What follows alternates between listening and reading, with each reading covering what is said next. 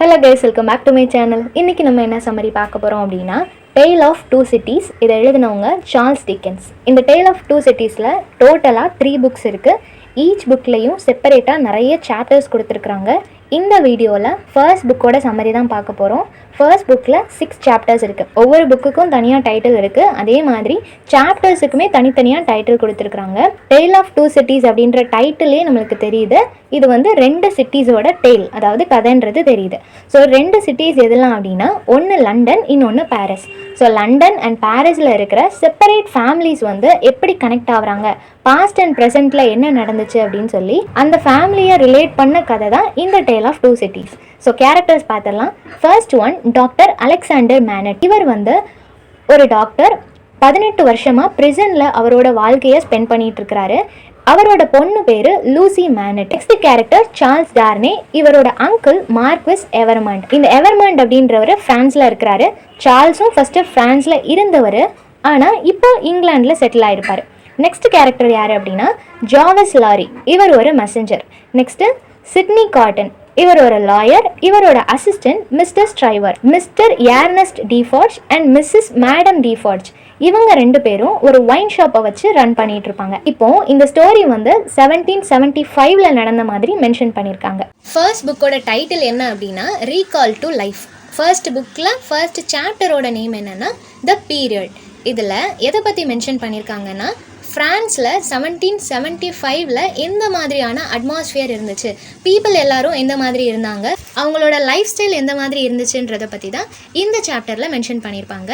ஃப்ரான்ஸில் வந்து Roman Catholics தான் மெஜாரிட்டி இருப்பாங்க இல்லையா. ஸோ அந்த ரோமன் கேத்தலிக்ஸ் எல்லாரையுமே ப்ரீஸ்ட் தான் கைட் பண்ணிகிட்டு இருந்தாங்க. மாங்க்ஸ் வந்து அப்போ ரூல் பண்ணிகிட்டு இருந்திருப்பாங்க. ஸோ அவங்க ரூல் பண்ணிகிட்டு இருந்த அந்த டைமில் பீப்புள் எல்லாருமே ரொம்ப ராபரி பண்ணுறது, க்ரைம் ஆக்டிவிட்டீஸில் வந்து ரொம்ப இன்வால்வ் ஆகிட்டு இருந்தாங்க. க்ரைம் ஆக்டிவிட்டீஸ் அப்படின்னு சொல்லும்போது அவங்க கொலை பண்ணுறதா இருக்கட்டும், இல்லை ராபரி பண்ணுறதா இருக்கட்டும், எல்லாத்துலேயுமே நிறைய காமன் பீப்புள் வந்து இன்வால்வ் ஆகிருந்தாங்க.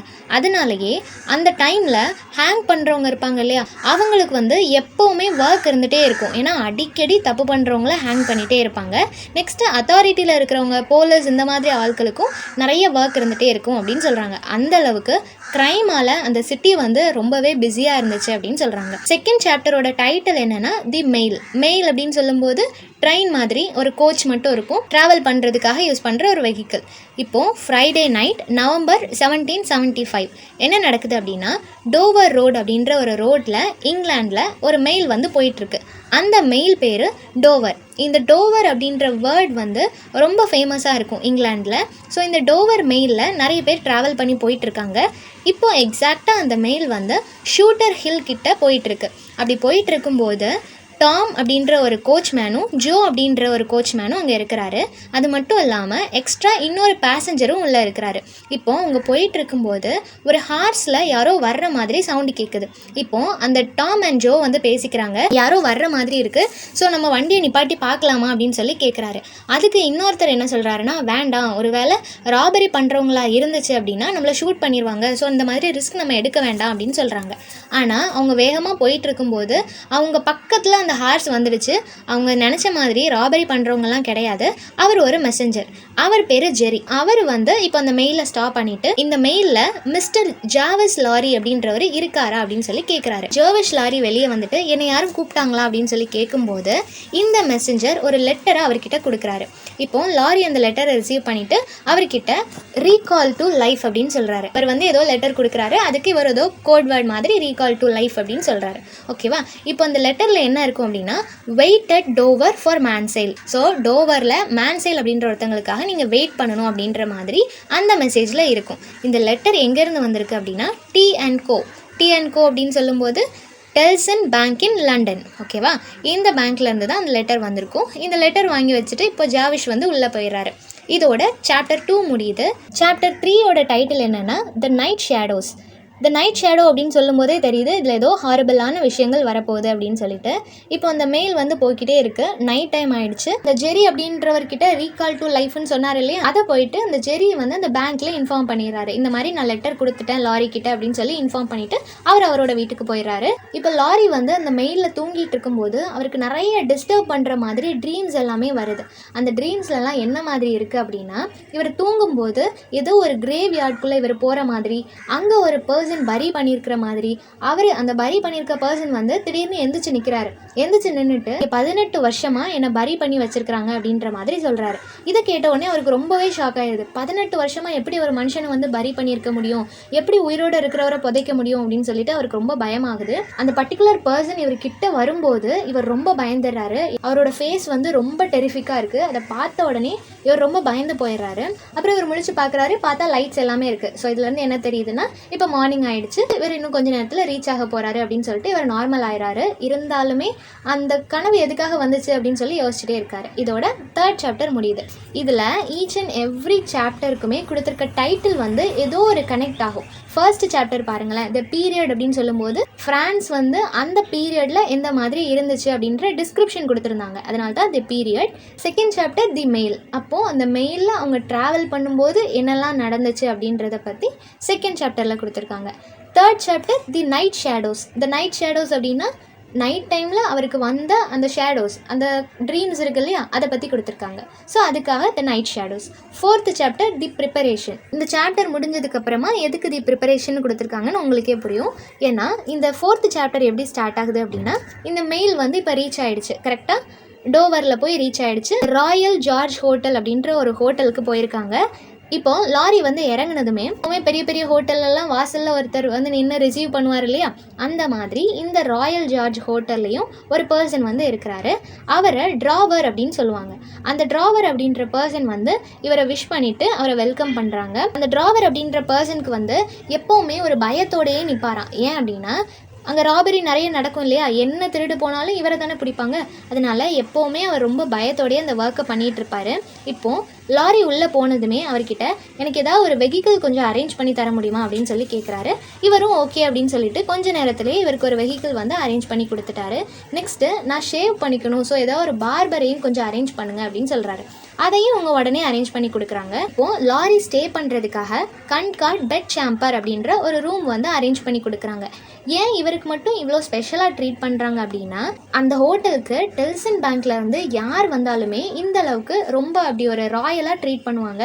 ஸோ இவர் அங்கேருந்து தானே வந்திருக்காரு, அந்த ஒரு ரீசனுக்காக தான் இவருக்கும் இந்த மாதிரி ஒரு ராஜ மரியாதை அங்கே கிடைக்கிது. இந்த லாரி அப்படின்றவர் நியர்லி ஒரு 60 இயர்ஸ் 60 வயசு இருக்கிற மாதிரி ரொம்ப வயசான ஒரு பர்சன் தான். இவர் அங்கே உட்காந்துட்டு இருக்கிறாரு. பிரேக்ஃபாஸ்ட்லாம் சாப்பிட்டு முடிச்சாச்சு. ரொம்ப ஒரு மாதிரி ஸ்லீப்பி மோடில் தான் இருக்கிறாரு. இப்போ ஒரு பர்சனுக்காக வெயிட் பண்ணிட்டு இருக்கிறாரு. இவரால் அதுக்கு மேலே வெயிட் பண்ண முடியல. டிராவர் கிட்ட போயிட்டு ஒரு யங் லேடி வருவாங்க. அவங்கள 15 வருஷத்துக்கு அப்புறம் நான் இப்போ தான் பார்க்க போகிறேன், என்ன கேட்டாங்க அப்படின்னா என்னை வந்து பார்க்க சொல்லுங்கள் அப்படின்னு சொல்லிட்டு அவர் உள்ளே போயிடுறாரு. இப்போ அந்த இடத்துக்கு லூசி மேனட் வராங்க. லூசி மேனட்டை வந்து இந்த லாரி அப்படின்றவர் 2 வயசில் பார்த்துருப்பாரு. 15 வருஷத்துக்கு அப்புறம் இவங்க இங்கே வராங்க. லூசிக்கு வந்து 17 வயசு. லாரியை பார்க்க வந்திருக்காங்க. இந்த டிராவர் போய் இன்ஃபார்ம் பண்ணுறாங்க. லூசி வந்து கையில் ஒரு லெட்டர் வச்சுருக்காங்க. அந்த லெட்டரில் என்ன இருக்குது அப்படின்னா, டெல்சன் பேங்க்லேருந்து அந்த லெட்டர் வாங்கியிருப்பாங்க. டெல்சன் பேங்க்கில் போய் நிறைய டீட்டெயில்ஸ் கேட்கும்போது அவங்களுக்கு கைட் பண்ணுறதுக்காக தான் இந்த லாரியை அங்கேருந்து அரேஞ்ச் பண்ணியிருப்பாங்க. இப்போது லாரியும் அவங்களும் மீட் பண்ணுறாங்க. இந்த லூசியை பார்த்து லாரி சொல்கிறாரு, உன்னை 2 வயசில் பார்த்தது, அதுக்கப்புறம் நான் இப்போ தான் பார்க்குறேன் அப்படின்னு சொல்லிட்டு 2 பேரும் நிறைய ஷேர் பண்ணிக்கிறாங்க. என்னோடய ப்ராப்பர்ட்டிஸ் எல்லாம் எங்கே இருக்குன்னு உங்களுக்கு தெரியுமா, அவங்களுக்கு என்ன ஆச்சுன்னு உங்களுக்கு தெரியுமா அப்படின்னு சொல்லி ரொம்ப இன்னசென்ட்டாக கேட்குறா. அப்போ தான் லாரி சொல்கிறாரு, உங்கள் அப்பா வந்து ஒரு டாக்டர், அவர் வந்து இறந்து போகலை, ப்ரிசனில் இருந்தார். பாரிஸில் ஒரு ரூமில் வந்து அவர் அடைச்சி வச்சுருக்கிறாங்க, அவர் அங்கே தான் இருக்கிறாரு, நான் ஒன்று அங்கே கூட்டிகிட்டு போகிறேன் அப்படின்னு சொல்லிட்டு யார் சொல்கிறான்னா லாரி வந்து அவரோட பொண்ணுக்கிட்ட சொல்கிறாங்க. ஓகேவா? ஸோ இப்போ அவரோட அப்பா வந்து இறந்து போகலை, அவர் உயிரோட தான் இருக்காரு அப்படின்றது இவளுக்கு தெரிஞ்ச உடனே அவ்வளோ சந்தோஷமாகுது. இந்த லாரி அப்படின்றவரை எல்லாருமே ரொம்ப ஸ்டபர்னான ரூடான பர்சன் சொல்லி தான் எல்லாரும் நினைப்பாங்க. ஆக்சுவலாக அவர் ரொம்ப கைண்ட், அப்புறம் ரொம்ப சென்சிட்டிவான பர்சன். இப்போ 2 பேரும் சேர்ந்து அவங்க அப்பாவை பார்க்குறதுக்காக போகிறாங்க. இதோட சாப்டர் 4 வந்து முடியுது. சாப்டர் 4க்கு எதுக்கு ப்ரிப்பரேஷன் வச்சுருக்காங்கன்னா, அவங்க அப்பாவை கண்டுபிடிக்கிறதுக்கு ப்ரிப்பேர் ஆகிறாங்க இல்லையா, அதனால தான் தி ப்ரிப்பரேஷன் அப்படின்னு சொல்லியிருக்காங்க. சாப்டர் 5 என்ன டைட்டில்னா தி ஒயின் ஷாப். தி ஒயின் ஷாப் அப்படின்னு சொல்லும்போது இதில் ஃபுல்லாகவே ஒரு ஒயின் ஷாப்போட டிஸ்கிரிப்ஷன் தான் இருக்கும். ஒயின் ஷாப்போட ஓனர் யார்? ஸ்டார்டிங்லேயே கேரக்டர்ஸில் சொன்னேன் இல்லையா, மிஸ்டர் அண்ட் மிஸ்ஸஸ் டிஃபார்ஜ். இவங்க 2 பேரும் ஒரு ஒயின் ஷாப் ரன் பண்ணிகிட்ருக்காங்க. அந்த ஸ்ட்ரீட்டில் வந்து ரொம்ப கார்னரில் தான், ரொம்ப சின்ன இடத்துல இந்த ஒயின் ஷாப் இருக்குது. ஆக்சுவலாக இந்த ஒயின் ஷாப் யாரோடது அப்படின்னா இந்த லூசியோட அப்பாவோடது. இந்த ஒயின் ஷாப்பில் ஒர்க் பண்ணிகிட்டு இருந்த இந்த டிஃபார்ஜ் தான் ஏமாற்றி அவரோட தான் மாற்றிக்கிட்டாரு. ஸோ இது எல்லாத்தையுமே லாரி வந்து லூசிக்கிட்ட இன்ஃபார்ம் பண்ணுறாரு. ரொம்ப ரூடாக தான் அந்த டிஃபார்ஜ் எல்லாருக்கிட்டையுமே பிஹேவ் பண்ணுவார். அவங்க ஷாப்புக்கு வெளியே ஒரு பெரிய ட்ரம்மில் ரெட் ஒயின் வந்து ஊற்றி வச்சுருப்பாரு. அதை அப்படியே ட்ரம்மோட சரிச்சு விட்டுருவாங்க. ஸோ அந்த தெரு ஃபுல்லாக அந்த ரெட் ஒயின் ஓடிட்டுருக்கும். அதெல்லாம் அந்த மக்கள் வந்து எடுத்து குடிப்பாங்க. இந்த அளவுக்கு ரொம்ப கிளம்ஸியான ஒரு ஸ்ட்ரீட்டில் தான் இவங்க அப்பாவை அடைச்சி வச்சுருக்கிறாங்க. அந்த ஒயின் ஷாப்போட பில்டிங்கில் ஃபர்ஸ்ட் டாப்பில் தான் இவங்க அப்பாவை அடைச்சி வச்சுருக்கிறதா சொல்கிறாங்க. அவர் வந்து இப்போ கொஞ்சம் அப்நார்மலாக இருக்கிறாரு. எப்போவுமே உட்காந்து ஷூ தைச்சிட்டே இருப்பார், ஷூ மேக் பண்ணிகிட்டே இருப்பார், யார்கிட்டையுமே பேச மாட்டார், ரொம்ப டார்க்கான ரூமில் தான் இருக்கார், லைட்டை பார்த்தாலே அவர் பயப்படுறாரு, சொல்ல போகிறதுக்கே எங்களுக்கு பயமாக இருக்கும், அப்படி நாங்கள் போனோன்னா அவங்க எங்ககிட்ட ரொம்ப ரூடாக நடந்துக்கிறதுக்கு வாய்ப்பு இருக்குது, இருந்தாலும் நீ அவங்களோட பொண்ணு அப்படின்றதுனால அவர் அந்த மாதிரி நடந்துக்க மாட்டாருன்னு நம்புகிறேன் அப்படின்னு சொல்லிட்டு அந்த மிஸ்டர் அண்ட் மிஸ்ஸஸ் டிஃபார்ஜ் கிட்ட பேசிட்டு இப்போது லூசியை வந்து அவங்க அப்பாவை பார்க்க கூட்டிகிட்டு போகிறாங்க. ஸோ ஸ்லோவாக அந்த டோரை ஓப்பன் பண்ணுறாங்க. அவங்க அப்பா வந்து உள்ளே உட்காந்து அந்த ஷூ மேக் பண்ணிட்டு இருக்கிறாரு. இப்போது லூசி வந்து அவங்க அப்பா கிட்ட போகிறா. இதோட சாப்டர் 5 வந்து முடியுது. சாப்டர் 6ஓட டைட்டில் என்னென்னா தி ஷூ மேக்கர். இதில் எதுக்கு த ஷூ மேக்கர்னு வச்சுருக்காங்கன்னா இதில் என்டையராக அவங்க அப்பாவோட டிஸ்கிரிப்ஷன் தான் இருக்கும். அவர் ஒரு டாக்டர் அப்படின்றதையும் மறந்து ஒரு ஷூ மேக்கர் மாதிரி கண்டினியூஸாக அந்த ஷூ மேக் பண்ணிகிட்டே இருக்கார். அதனால தான் ஷூ மேக்கர் அப்படின்னு கொடுத்துருக்கு. இப்போ எல்லாருமே அந்த ரூம்குள்ளே என்டர் ஆகுறாங்க. ரொம்ப சைலண்ட்டாக தான் போகிறாங்க. ஏன்னா எல்லாருக்குமே பயமாக இருக்குது. அவர் அப்நார்மலாக இருக்கிறார் இல்லையா, அதனால எல்லாருமே உள்ளே போகிறாங்க. இப்போது அவரை க்ரீட் பண்ணும்போது அவர் ரொம்ப ஃபீபிள் வாய்ஸில் அவரும் க்ரீட் பண்ணுறாரு. லாரி வந்து அங்கே இருக்கிற விண்டோஸ் எல்லாத்தையுமே ஓப்பன் பண்ணுறாரு. அப்போ லூசியோட அப்பா என்ன சொல்கிறாரு அப்படின்னா, நான் என்னோட யங் கேர்ளுக்காக ஷூ மேக் பண்ணிகிட்டு இருக்கேன், ஸோ சைலண்ட்டாக இருங்க அப்படின்ற மாதிரி சொல்கிறாரு. இப்போது லாரி வந்து என்ன உங்களுக்கு தெரியுதா, நான் உங்களோட ஃப்ரெண்ட் என்ன தெரியுதா அப்படின்னு சொல்லி லாரி பேச ஆரம்பிக்கிறாரு. ஆனால் அவர் அதுக்கு எந்த ஒரு பதிலுமே சொல்லலை. லூசிக்கு வந்து அவங்க அப்பாவை பார்த்த உடனே ரொம்ப எமோஷ்னலாக ஃபீல் ஆகுது. ஏன்னா இவ்வளோ வருஷம் யாருமே இல்லைன்னு நினச்சிட்டு இருந்த அவளுக்கு அப்பா இருக்கிறாங்க, அதுவும் இப்படி அப்நார்மலாக இருக்கிறாங்கன்னு தெரிஞ்சதும் ரொம்ப ஹர்ட்டிங்காகவும் இருக்குது, அட் த சேம் டைம் சந்தோஷமாகவும் இருக்குது. இப்போ அவளோட அப்பாவை பார்க்குறதுக்காக பக்கத்தில் போகிறா. அவர்கிட்ட ஒரு நைஃப் இருக்கிறதுனால எல்லாருமே பக்கத்தில் போக பயப்படுறாங்க. ஆனால் இவ மட்டும் பயமே இல்லாமல் அவர்கிட்ட போகிறான். அவர் இவகிட்ட ஏதோ சொல்ல ட்ரை பண்ணுறாரு. ஆனால் இவ வந்துட்டு நீங்கள் எதுவும் என்கிட்ட பேச வேண்டாம்ப்பா, என்னை டச் பண்ணுங்க அப்படின்னு சொல்கிறா. அவரோட கையை எடுத்து இவளோட ஹேரில் வைக்கும்போது அந்த ஹேரோட கலரை பார்த்ததும் இவருக்கு பழைய மெமரிஸ் எல்லாமே வருது. என்ன அப்படின்னா இவரோட பொண்ணு லூசி 2 வயசில் இருக்கும்போது தான் இவரை வந்து போலீஸ் அரெஸ்ட் பண்ணியிருப்பாங்க. ஸோ அந்த டைமில் லூசியோட ஹேர் வந்து இவரோட ட்ரெஸ்ஸில் இருந்திருக்கும். ஸோ அந்த ஹேரை இவர் பத்திரமா வச்சுருப்பார். இத்தனை வருஷம் ஆல்மோஸ்ட் 15 இயர்ஸ் தாண்டியாச்சு. இப்போவும் அந்த ஹேரை அவர் பத்திரமா வச்சுருக்கிறாரு. போலீஸ் வந்து எந்த ஒரு பொருளையுமே நம்ம எடுத்துகிட்டு வந்ததை நம்ம வச்சுக்கிறதுக்கு அலோவ் பண்ண மாட்டாங்க இல்லையா, அந்த மாதிரி அலோவ் பண்ணாமல் இருந்தப்போ கூட இவர் அவ்வளோ கெஞ்சி கேட்டு இந்த ஹேரை மட்டும் நான் வச்சுக்கிறேன் அப்படின்னு சொல்லியிருப்பாரு. அப்படி அந்த சின்ன பிள்ளையில் அவளோட ஹேரை பத்திரமா வச்சுருப்பாரு. அதே கோல்டன் ஹேர் தான் இப்போவும் உனக்கு இருக்குதுன்னு சொல்லி அந்த ஹேரை எடுத்து காட்டுறாரு. ரொம்ப எமோஷ்னலாக எல்லாருமே ஃபீல் பண்ணுறாங்க. அப்புறம் லூசி மெதுவாக பேச ஆரம்பிக்கிறா. இவளோட வாய்ஸ் வந்து அப்படியே அவரோட ஒய்ஃப் வாய்ஸ் மாதிரி, அதாவது அவளோட அம்மா வாய்ஸ் மாதிரியே அவளோட வாய்ஸும் இருக்குது. அதெல்லாம் பார்த்து அவர் அழ ஆரம்பிச்சிடுறாரு. இப்போ 2 பேருமே அழுகுறாங்க, மாற்றி மாற்றி கன்சோல் பண்ணிக்கிறாங்க. இப்போ டிஃபார்ஜ் வந்து அரேஞ்ச் பண்ணுறாங்க, இவரை இங்கேருந்து கூட்டிகிட்டு போகிறதுக்கு எல்லாத்தையுமே அரேஞ்ச்மெண்ட் பண்ணுறாங்க. இப்போ லாரி வந்து லாஸ்ட்டாக ரீகால் த லைஃப் அப்படின்னு சொல்கிறாரு. இதோட இந்த புக் வந்து முடியுது. ஸோ செகண்ட் புக்கோட டைட்டில் என்ன அப்படின்னா த கோல்டன் த்ரெட். செகண்ட் புக்கில் ஃபர்ஸ்ட் சாப்டரோட டைட்டில் என்னென்னா 5 years later. அப்போது ஃபர்ஸ்ட் புக் எப்படி முடிஞ்சது, டாட்டர் அண்ட் ஃபாதர் வந்து சேருவாங்க. லூசி வந்து அவங்களோட அப்பாவோட சேர்ந்துருக்கிற மாதிரி ஃபர்ஸ்ட் புக் வந்து முடியும். செகண்ட் புக்கில் 5 இயர்ஸ்க்கு அப்புறமா தான் செகண்ட் புக்கே ஸ்டார்ட் பண்ணுறாங்க. லூசி வந்து அவளோட 17 வயசு இருக்கும்போது அவங்க அப்பா கூட சேர்ந்தா. இப்போ 5 வருஷம் கழிச்சு அப்படின்றப்போ ஆல்மோஸ்ட் ஒரு 22 வயசு. ஜெரி கிரன்ச்சர் அப்படின்ற ஒரு கேரக்டர். ஜெரி யாருன்னா ஃபர்ஸ்ட் புக்கில் வந்து ஜெரி அப்படின்ற ஒரு கேரக்டர் வந்து லாரி கிட்ட ஒரு மெசேஜ் கொடுப்பாரு இல்லையா, அந்த ஜெரி அப்படின்றவர் தான் இதில் இந்த புக்கை ஸ்டார்ட் பண்ணுறாரு. என்ன ஆகுதுன்னா இவரோட டிஸ்கிரிப்ஷன், அவரோட கேரக்டரை பற்றி கொஞ்சம் கொடுத்துருக்குறாங்க. இந்த ஜெரி அப்படின்றவர் வந்து எப்போவுமே அவங்க வீட்டில் சண்டை போட்டுகிட்டே இருப்பார். அவருக்கு ஒரு பையன் உண்டு, அந்த பையனை யங் ஜெரி அப்படின்னு மென்ஷன் பண்ணியிருக்காங்க. ஓகேவா, இவரும் வந்து அந்த பேங்க்கில் தான் ஒரு மெசஞ்சர் மாதிரி ஒர்க் பண்ணிகிட்டு இருக்கிறாரு. சின்ன சின்ன வேலைலாம் அவங்க சொல்கிறதெல்லாம் செய்வார்.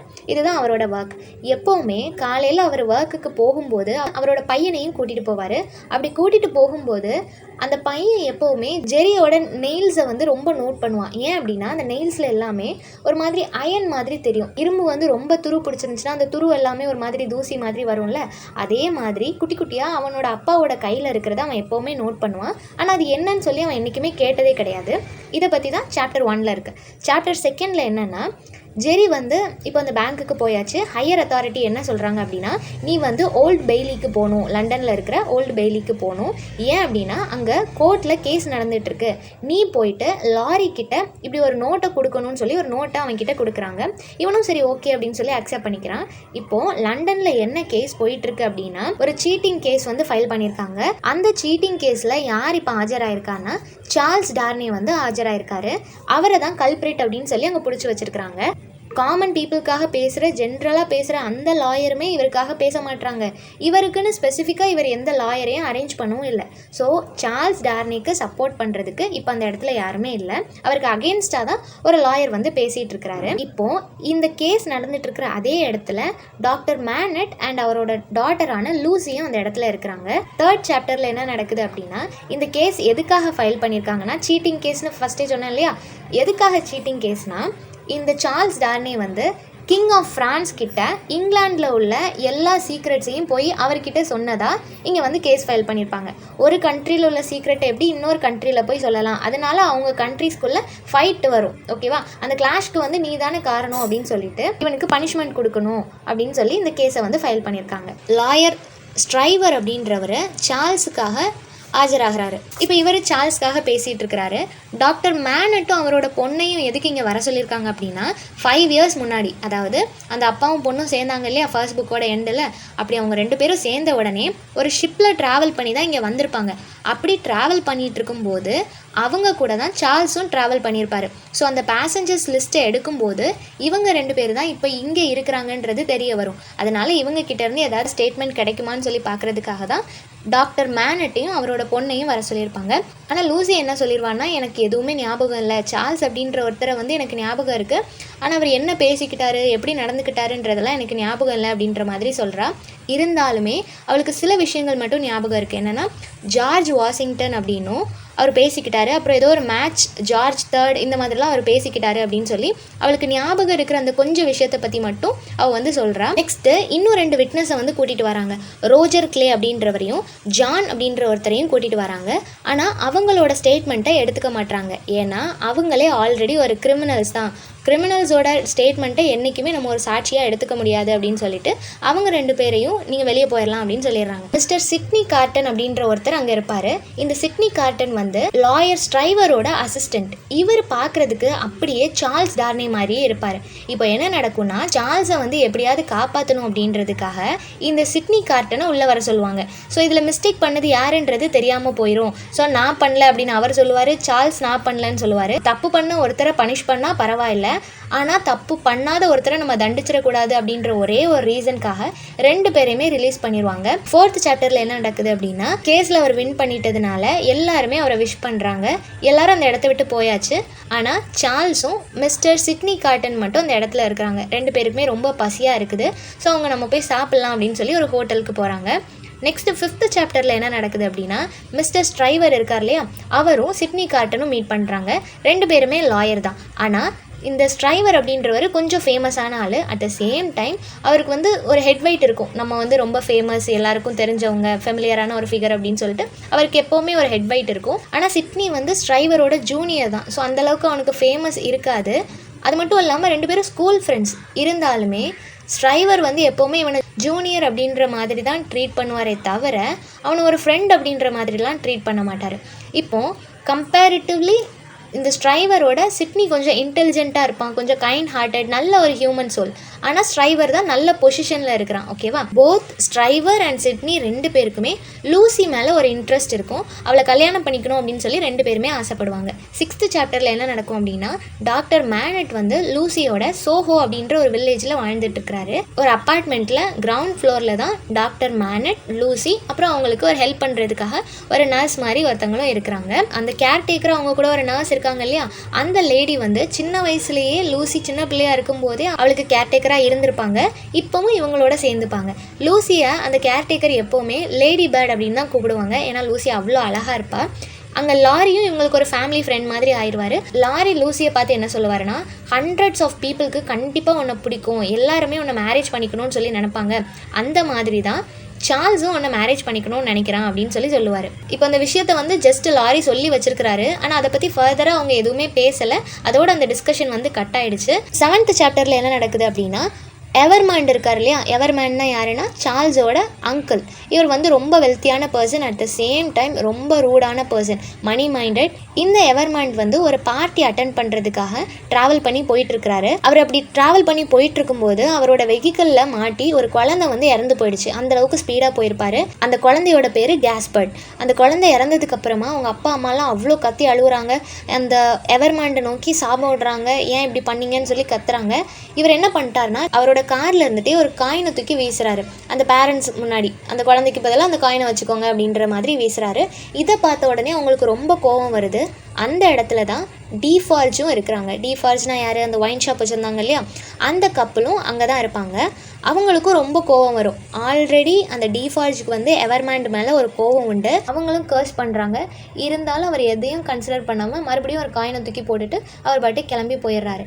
சாப்டர் 8ல் என்ன நடக்குது அப்படின்னா, இப்போ அந்த வில்லேஜில் உள்ள பீப்புள் எல்லாருமே ஸ்டார்வேஷன், சாப்பாடே இல்லாமல் ரொம்ப கஷ்டப்பட்டுட்டு இருக்கிறாங்க. மக்கள் எல்லாருமே அவ்வளோ கஷ்டத்தில் இருக்கும்போது தான் இந்த எவர்மாண்ட் வந்து ரொம்ப வெல்த்தியாக இருக்கிறாரு. இவர் வண்டியில் போயிட்டு இருக்கும்போது இவருக்கு ஏதோ ஒரு கிரேவ் யார்டில் யாரோ அழுகுற மாதிரி, ஏதோ ஒரு லேடி அழுகுற மாதிரி சத்தம் கேட்குது. என்ன அப்படின்னா, அந்த லேடி அவங்களோட ஹஸ்பண்டை எங்கே பரி பண்ணாங்கன்னு கூட தெரியல. அந்தளவுக்கு அந்த கிராமத்தில் சாப்பாடு இல்லாமல் நிறைய பேர் இறந்துட்டு இருக்கிறாங்க. இவ்வளோ கஷ்டத்துலேயும் அவர் ரொம்ப வெல்த்தியாக தான் வாழ்ந்துட்டு இருக்கிறாரு.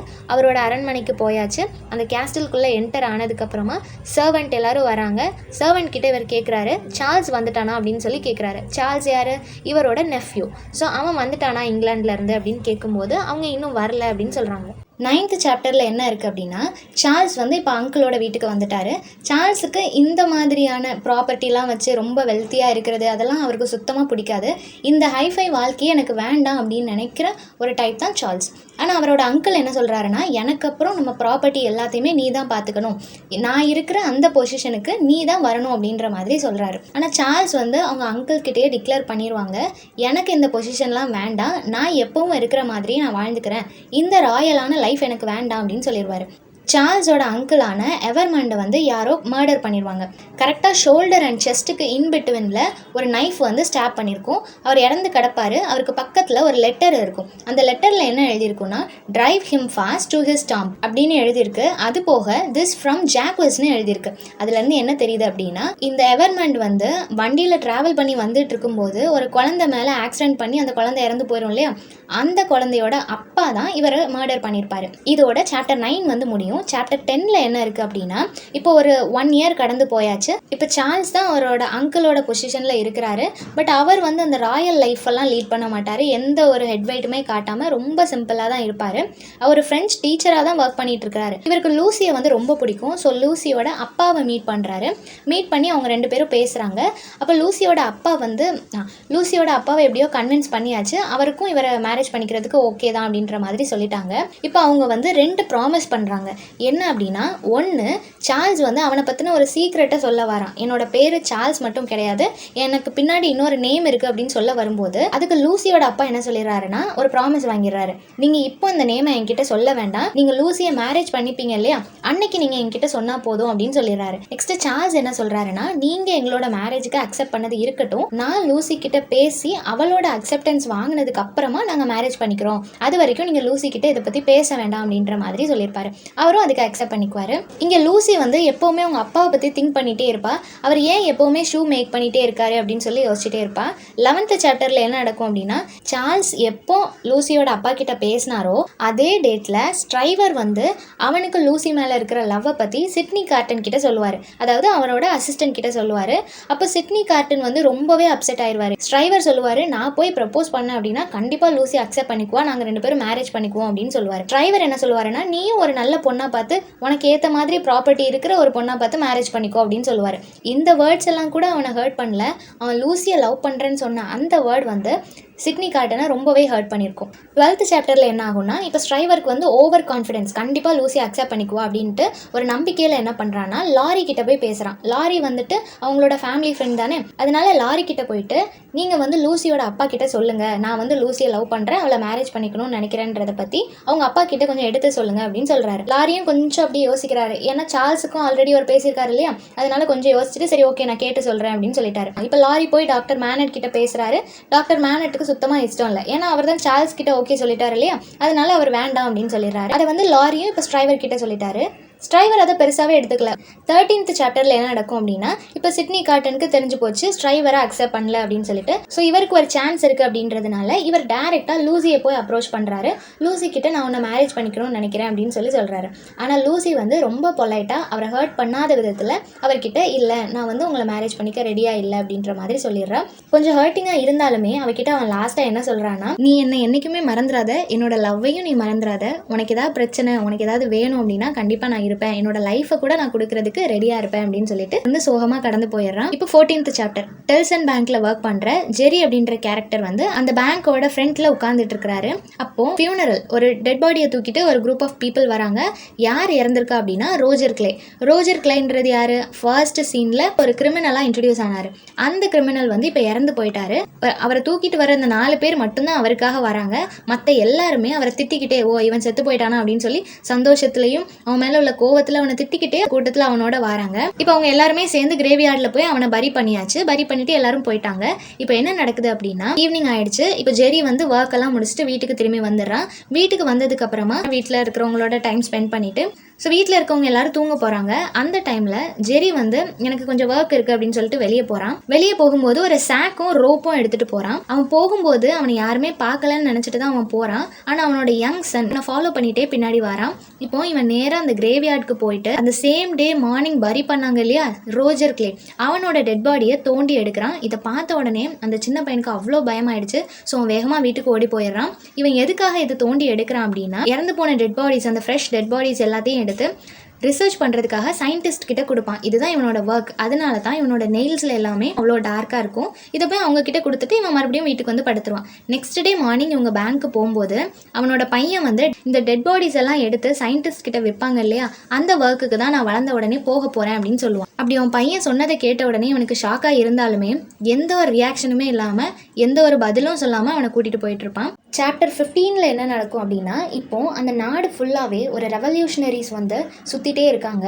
ஏன்னா வெல்த்தி பீப்புள் எல்லாருமே ரொம்ப ஹெட்வைட்டடாக இருக்காங்க, அவங்கள ரொம்ப டாமினேட் பண்ணுறாங்க அப்படின்றதுனால பாவர்ட்டியில் இருக்கிற பீப்புள் எல்லாரும் ரெவல்யூஷனரிஸாக மாறி அவங்க எல்லாருக்கும் அகெயின்ஸ்டாக ப்ரொடெஸ்ட் பண்ணிட்டு இருக்கிறாங்க. அவங்க இருக்கிற இடத்துல ரெவல்யூஷனரிஸ் யாரால் கிரியேட் ஆனாங்க அப்படின்னா மேடம் டிஃபார்ஜால். மேடம் டிஃபார்ஜுக்கு வந்து பாஸ்ட் வெஞ்சன்ஸ் ஒன்று இருக்கும். அது யார் ஃபேமிலி மேலேனா எவர்மேண்ட் ஃபேமிலி மேலே.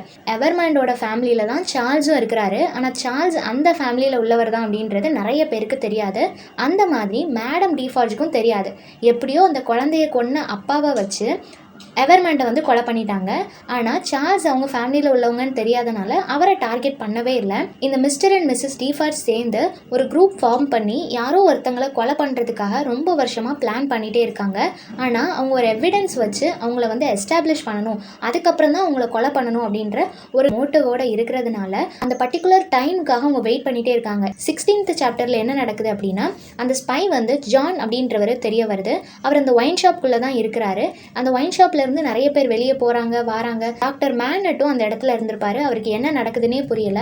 மேடம் டிஃபார்ஜ் வந்து அந்த இடத்துல இருந்து நிறைய பேரோட சேர்ந்து பிளான் பண்ணிட்டு இருக்காங்க. நம்ம எல்லாருமே ரெவல்யூஷனரிஸ், நம்ம ஒரு ரெவல்யூஷன் ஸ்டார்ட் பண்ணணும், இந்த வெல்த்தி பர்சனாலிட்டிஸ்க்கு அகேன்ஸ்டா நம்ம ப்ரொடெஸ்ட் பண்ணணும் அப்படின்னு சொல்லி நிறைய பேரை அவங்க ட்ரிகர் பண்ணிட்டே இருக்கிறாங்க. அவங்க இறந்து போனவங்க எல்லாரையுமே இந்த ப்ரொடெஸ்ட்ல வந்து ரிமைண்ட் பண்ணிட்டே இருக்கிறாங்க. அதாவது வெல்த்தி பீப்புளால இறந்துருப்பாங்க இல்லையா, அவங்க எல்லாரோட நேமையும் திருப்பி திருப்பி அட்ரஸ் பண்ணிட்டே இருக்கிறாங்க. இவ்வளோ நாளும் மேடம் டிஃபார்ஜ்க்கு தெரியாது சார்ல்ஸ் வந்து எவர்மேண்டோட நெஃப்யூ அப்படின்ட்டு. ஆனால் இப்போ வந்து அந்த நியூஸ் அவங்களுக்கு தெரிய வந்துடும். அது மட்டும் இல்லாமல் அந்த ஜான் அப்படின்ற ஸ்பை வந்து என்ன சொல்லியிருப்பாரு அப்படின்னா, சார்ல்ஸ் வந்து டாக்டர் மேனட்டோட பொண்ணான லூசியை மேரேஜ் பண்ணிக்க போறாரு அப்படின்ற நியூஸையும் மேடம் டிஃபார்ஜ் கிட்ட அவன் சொல்லிடுவான். இப்போ மேடம் டிஃபார்ஜ் கொலை பண்ணணும்னு இருக்கிறாங்க இல்லையா, அந்த லிஸ்ட்டில் சார்ல்ஸோட நேமையும் ஆட் பண்ணிக்கிறாங்க. 17th சாப்டரில் என்ன நடக்கும் அப்படின்னா, ஈவினிங் ஆஃப் லூசி வெட்டிங். லூசிக்கு வந்து இப்போ வெட்டிங் நடக்க போகுது. அந்த டைமில் தான் சார்ல்ஸ் வந்து அவனோட ரியல் நேமை பற்றி டாக்டர் மேனட் கிட்ட ரிவீல் பண்ணுவான். டாக்டர் மேனட் வந்து ரொம்பவே அப்செட் ஆவார். ஏன்னா அந்த ஃபேமிலியை பற்றி அவருக்கு நல்லாவே தெரியும். அதனால கொஞ்சம் அப்செட் ஆனாலும் சார்ல்ஸோட நேச்சரை பற்றியும் அவருக்கு தெரியும். ஸோ அவன் வந்து நல்லா பார்த்துப்பான் அப்படின்றதுனால அவர் கொஞ்சம் ரிலீவ் ஆகுறாரு. நெக்ஸ்ட் என்னன்னா, லூசி வந்து ரொம்ப வருஷத்துக்கு அப்புறம் பிரிஞ்சிருந்து அவளோட ஃபாதர் கூட சேர்ந்திருக்கா. உடனே அவளுக்கு மேரேஜ் அப்படின்றப்போ அவளுக்கு கொஞ்சம் ஹர்ட்டிங்காக இருக்கு. அவங்க அப்பாவை மறுபடியும் தனிமையில் விட்டுருவோமோ அப்படின்னு சொல்லி ஃபீல் பண்ணுறா. நைட்டெல்லாம் வந்து பார்க்குறா, அவங்க அப்பா தூங்கிட்டாங்களா, நல்லா தூங்குறாங்களான்னு சொல்லி அப்பப்போ முழிச்சு பார்த்துட்டு இருக்கிறா. 18th சாப்டரில் என்ன நடக்குது அப்படின்னா, வெட்டிங் முடிஞ்ச வெரி ஃபாஸ்ட் ஃபியூ டேஸ்லேயே அவங்க வந்து ஹனிமூன் போயிட்டாங்க. அந்த ஒரு டிஸ்டன்ஸை வந்து டாக்டர் மேனட்டால் டாலரேட் பண்ணிக்க முடியல. இவ்வளோ நாள் எப்படி அவர் தனிமையில் இருந்தாரோ அதே எமோஷன்ஸ் வந்து இப்போவும் அவரால் கேரி பண்ணிக்க முடியுது. ஸோ அதை நினச்சி ரொம்பவே ஃபீல் பண்ணுறாரு. இந்த ஒரு சிச்சுவேஷன் அவரோட மைண்ட் செட்டை புரிஞ்சுக்கிட்ட லாரி வந்து என்ன பண்ணுறாருன்னா, அவரை கொஞ்சம் கம்ஃபர்ட் பண்ணணும். இந்த டைமில் நம்ம அவரை ரொம்ப வாட்ச் பண்ணணும். மறுபடியும் அவர் அந்த டிப்ரெஸ்ட் மைண்ட் செட்குள்ளே போயிடக்கூடாது அப்படின்றதுக்காக ஒரு நர்ஸ் இருந்தாங்க இல்லையா, மிஸ் ப்ராஸ் அப்படின்னு சொல்லி ஒரு நர்ஸ் இருந்தாங்க இல்லையா, அவங்களும் லாரியும் சேர்ந்து மேனட்டை எப்போவுமே வாட்ச் பண்ணிகிட்டே இருக்கணும், அவர் எப்போவுமே பீஸ்ஃபுல்லாக பார்த்துக்கணும் அப்படின்னு சொல்லி ரொம்ப கவனமாக இருக்கிறாங்க. 19th சாப்டரில் லூசியும் ஹனிமூனுக்கு போயிருக்கிறதுனால, அவர் தனியாக இருக்கிறதுனால மறுபடியும் ஷூ மேக் பண்ணலாம் அப்படின்னு சொல்லி ஸ்டார்ட் பண்ணுறாரு. இப்போ லாரிக்கு வந்து அதை பார்த்த உடனே கோவமாயிடுச்சு. ஆல்ரெடி நீங்கள் அப்படி ஒரு டார்க்கர் சைடில் இருந்து தான் வெளியே வந்திருக்கீங்க, மறுபடியும் ஏன் அந்த பாஸ்ட் லைஃப்குள்ளே போகணும்னு நினைக்கிறீங்க அப்படின்னு சொல்லிட்டு அவர் எத்தனையோ தடவை டைவர்ட் பண்ண ட்ரை பண்ணுறாரு. ஆனால் அவர் கண்டினியூஸாக அந்த ஷூ தான் மேக் பண்ணிகிட்டே இருக்கிறாரு. அவரோட மெடிசின்ஸ் எடுத்துக்க மாட்டாரு. ஹெல்த்தை பற்றி அவர் கான்ஷியஸாகவே இல்லை. ஷூ மேக் பண்ணுற டூல்ஸ், அவர் உட்காந்து மேக் பண்ணுற அந்த பெஞ்ச் எல்லாத்தையும் தூக்கி தூர போட்டுடலாம் அப்படின்னு சொல்லி முடிவு பண்ணிட்டாரு. இப்போ எல்லாத்தையும் தூக்கி தூர போட்டாச்சு. சாப்டர் 20ல் என்ன நடக்கும்னா, லூசி அண்ட் டார்னி வந்து திரும்பி வந்துட்டாங்க. அவங்க வந்த உடனே வீட்டில் ஃபர்ஸ்ட் யாரை மீட் பண்ணுறாங்கன்னா, சிட்னி கார்டன் தான் மீட் பண்ணுறாங்க. சிட்னி யார், லூசிக்கு வந்து ஃபர்ஸ்ட் ப்ரப்போஸ் பண்ணியிருப்பார் இல்லையா, அவர் வந்து இப்போ வீட்டில் இருக்கிறாரு. டார்னி கிட்ட அப்பாலஜைஸ் பண்ணுறாரு. இதுக்கு முன்னாடி நம்மளுக்கு இருந்த அந்த கசப்பான மெமரிஸ் எல்லாத்துக்கும் சாரி கேட்டுட்டு, நான் உங்களோட வீட்டுக்கு வந்து அடிக்கடி வரலாமா, என்ன உங்கள் ஃப்ரெண்டாக ஏற்றுப்பீங்களா அப்படின்னு சொல்லி கேட்குறாரு. டார்னியும் அக்செப்ட் பண்ணிக்கிறாரு. ஆனால் சிட்னி வெளியே போனதுக்கப்புறமா அவனை ரொம்ப தரக்குறைவாக பேசுகிறாங்க. அவன் ரொம்ப கெட்டவன்ற மாதிரி பேசுகிறாரு. ஆனால் லூசி வந்து அவனுக்கு சப்போர்ட் பண்ணுறா. இல்லை டார்னி, நீ நினைக்கிறது தப்பு, அவர் வந்து ரொம்ப கைண்ட் ஹார்ட்டட், அவர் ரொம்ப ப்ரோக்கனாக இருக்கிறாரு, அதனால தான் அவர் இப்படி பேசுகிறாரு, வேறு ஒன்றும் இல்லை அப்படின்னு சொல்லி அவள் சப்போர்ட் பண்ணி பேசுகிறான். சாப்டர் 21ல் என்ன நடக்கும் அப்படின்னா, ஒரு 8 வருஷம் இப்போ கடந்து போயாச்சு. லூசிக்கு வந்து ஒரு கேர்ள் சைல்டு இருக்கும், ஒரு பாய் சைல்டு பிறந்திருக்கும். ஆனால் ரொம்ப சின்ன வயசுலேயே அந்த பையன் வந்து இறந்து போயிருப்பான். இப்போ லூசி அண்ட் டார்னிக்கு ஒரு கேர்ள் சைல்டு இருக்கிறாங்க. கேர்ள் சைல்டு வந்து சிட்னி கார்ட்டனோட ரொம்பவே அஃபெக்ஷனேட்டாக இருக்கும். அவன் அடிக்கடி வீட்டுக்கு வருவான். அந்த பொண்ணு வந்து யங் லூசி அப்படின்னு மென்ஷன் பண்ணியிருக்காங்க. ஸோ அந்த பொண்ணுக்கிட்ட எப்போவுமே அவன் ரொம்ப க்ளோஸாக இருப்பான். இப்போ ஃப்ரான்ஸில் நடக்கிற அந்த பிரச்சனை இங்கிலாந்துலேயும் ரிஃப்ளெக்ட் ஆகுது. எல்லா இடமுமே ரெவல்யூஷனரிஸ் வந்து ரொம்ப ப்ராப்ளம் பண்ணிகிட்டே இருக்கிறாங்க. இப்போ லாரி லூசியை பார்க்கறதுக்காக அவனோட வீட்டுக்கு வந்திருக்கிறாரு. மேடம் டிஃபார்ஜோட தலைமையில் இப்போவும் எல்லா இடத்துலையும் இந்த ரெவல்யூஷனரிஸ் வந்து ப்ரொடெஸ்ட் பண்ணிட்டு தான் இருப்பாங்க. பாஸ்டல் பிரிசன் அப்படின்னு ஒரு பிரிசன் இருக்கும். அந்த பிரிசனில் தான் டாக்டர் மேனட் வந்து 15 இயர்ஸாக ஒரு ஜெயிலில் இருந்திருப்பார் இல்லையா, அந்த ஜெயில் தான் பாஸ்டல் பிரிசன். அந்த பிரிசனில் இருக்கிற பிரிசனர்ஸ் எல்லாத்தையும் தப்பிக்க வைக்கிறதுக்காக இந்த ரெவல்யூஷனரிஸ் எல்லாரும் சேர்ந்து ஃபைட் பண்ணுவாங்க. கவர்மெண்ட் அத்தாரிட்டிஸ் 7 பேரை கொலை பண்ணிட்டு 7 பிரிசனர்ஸ் வந்து தப்பிச்சு வெளியே போயிடுவாங்க. இது எல்லாத்துக்குமே ரீசனாக இருந்தது மேடம் டிஃபால்ஜ் தான். அவங்களோட கைடன்ஸோட தான் எல்லாருமே இதை பண்ணிட்டு இருப்பாங்க. சாப்டர் 22ல் என்ன நடக்கும் அப்படின்னா, பீப்புள் எல்லாருமே ரொம்ப பசியில் இருக்கும்போது ரொம்ப வெல்த்தியான ஒரு பர்சனான ஃபவுலோன் அப்படின்றவர் என்ன சொல்லியிருப்பாருன்னா, ரொம்ப பசியாக இருந்துச்சுன்னா அவங்களெல்லாம் புல்லை சாப்பிட சொல்லுங்க அப்படின்னு சொல்லியிருப்பாங்க. ஸோ அந்த மனுஷனை இப்போ எல்லாரும் சேர்ந்து அடித்து கொல்லணும்னு ட்ரை பண்ணுவாங்க. 3 தடவை ஹேங் பண்ணியுமே அவர் இறந்து போக மாட்டார். அதனால என்ன பண்ணுவாங்கன்னா, அவரோட வாயிலெல்லாம் அந்த கிராஸ் எடுத்து கொடுத்து அவரை சாப்பிட சொல்லுவாங்க. கடைசியில் என்ன ஆகும்னா, மேடம் டிஃபார்ஜி அவரோட தலையை வெட்டி அவரை கொலை பண்ணிடுவாங்க. அந்த அளவுக்கு வெஞ்சன்ஸோட தான் அவங்க நடந்துட்டு இருப்பாங்க. சாப்டர் 23ல் என்ன நடக்கும் அப்படின்னா, ஒரு ஜூலை டேயில் நிறைய ப்ராப்ளம் வந்து இன்னும் போய்கிட்டே தான் இருக்குது. நிறைய டேக்ஸ் கலெக்ட் பண்ணுறவங்க வராங்க, மக்கள் எல்லாருமே ஸ்டார்வேஷனில் இறந்துட்டு இருக்கிறாங்க, ரெவல்யூஷனரிஸ் போராடிட்டு இருக்கிறாங்க. ஸோ எல்லா பிரச்சனையும் போயிட்டு தான் இருக்குது. ரொம்ப இதில் கஷ்டப்படுறது யாருன்னா, சார்ல்ஸோட ஃபேமிலி, அவரோட அசிஸ்டண்ட்டாக இருந்தவங்க, அவருக்கு ரிலேட்டிவாக இருந்தவங்க எல்லாருமே இதில் ரொம்ப சஃபர் ஆகிட்டு இருப்பாங்க. ஆனால் சார்ல்ஸ் டார்னி இப்போ அவரோட வீட்டில் இல்லை தானே, அவரோட அங்கிள் இறந்ததுக்கு அப்புறமே நான் அந்த போஸ்டிங் இருக்க மாட்டேன்னு சொல்லிட்டு வந்துட்டாரு. ஆனால் இப்போ அவரோட மக்கள் வந்து ரொம்ப சஃபர் ஆகுறாங்க அப்படின்னு தெரிஞ்சதுக்கப்புறம் இவரால் பார்த்துட்டு சும்மா இருக்க முடியல. அந்த மக்களும் இவருக்கு கண்டினியூஸாக லெட்டர் போட்டுகிட்டே இருக்கிறாங்க, எங்களுக்கு ஹெல்ப் பண்ணுறதுக்காக நீங்கள் வாங்க அப்படின்னு சொல்லிட்டு. அட் த சேம் டைம் லாரிக்கும் டெல்சன் பேங்க்லேருந்து நிறைய லெட்டர்ஸ் வந்துட்டு இருக்குது. அவர் அர்ஜென்ட்டாக ஒர்க்கில் ஜாயின் பண்ண சொல்லி சொல்கிறாங்க. ஏன்னா லாரிக்கு தான் நிறைய ஃபைல்ஸ் எல்லாம் எங்கே இருக்குன்னு தெரியும், அதை எப்படி மேனேஜ் பண்ணணும் எல்லாமே அவருக்கு தெரியும். அதனால அவரும் அங்கே தேவைப்படுறாரு. லாரியும் சரி ஓகே நான் ஜெரியை வந்து என்னோட பர்சனல் அசிஸ்டண்ட்டாக வச்சுட்டு நானும் அந்த ஒர்க்குக்கு போகலான் இருக்கிறேன் அப்படின்னு சொல்லிட்டு லாரி சொல்கிறாரு. டார்னியும் அதே மாதிரி அவனோட மக்களை பார்க்கறதுக்காக போகலான் இருக்கிறான். எல்லாருக்கூடையும் ஃபேர்வெல் செலிப்ரேட் பண்ணிட்டு டார்னி மட்டும் இப்போ ஃப்ரான்ஸுக்கு தனியாக கிளம்பி போகிறான். இதோட புக் 2 வந்து முடியுது. 3 எப்படி ஸ்டார்ட் ஆகுதுன்னா, இப்போ சார்ல்ஸ் வந்து ஃப்ரான்ஸுக்கு ட்ராவல் பண்ணி போயிட்டு இருக்கிறாரு. அவர் போகும்போது அந்த வழியில் நிறைய பிரச்சனையை ஃபேஸ் பண்ணுறாரு. ஏன் அப்படின்னா அங்கே நிறைய கலவரம் நடந்துட்டு இருக்கு இல்லையா, அதனாலேயே இவரால் உள்ளே போக முடியல. ஆல்ரெடி இவர் ஒரு அரிஸ்டோக்ராட்டிக் அப்படின்றதுனாலையும் இவர் மேலே நிறைய பேர் கோவத்தில் இருக்கிறாங்க. இவரை உள்ளேயே அலோவ் பண்ண மாட்டாங்க. லூசி கிட்டேருந்து வாங்கிட்டு வந்த ஒரு லெட்டரை இவர் காமிச்சதுக்கு அப்புறம் தான் இவரை உள்ளே அலோவ் பண்ணுறாங்க. இவர் அங்கே போனதுக்கப்புறமா இவரோட ப்ராப்பர்ட்டிஸ் எல்லாத்தையும் ஸ்நாச் பண்ணது எல்லாமே இவருக்கு அப்புறம் தான் தெரிய வருது. இவருக்கு வேறு வழியே இல்லாமல் ஏதோ அவர் வந்த ஒர்க்கை பண்ணணும் அப்படின்றதுக்காக போயிட்டுருக்கிறாரு.